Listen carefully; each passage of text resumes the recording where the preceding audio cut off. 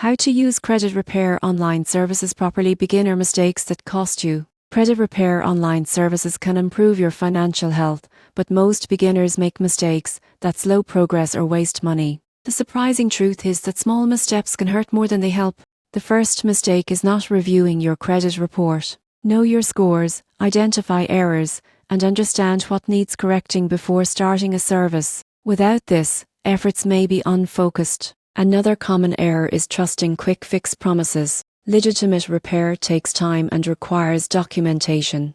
Avoid services that guarantee instant results. They often charge high fees for minimal impact. Many users fail to dispute errors correctly. Simply reporting mistakes without proof rarely works. Online services should help gather documentation and submit accurate disputes. A surprising mistake is neglecting personal financial habits. Repair services can correct errors, but improving payment history, reducing balances, and avoiding new debt are essential for long-term improvement. Finally, beginners sometimes ignore monitoring progress. Regularly checking reports ensures errors are corrected and positive changes are reflected.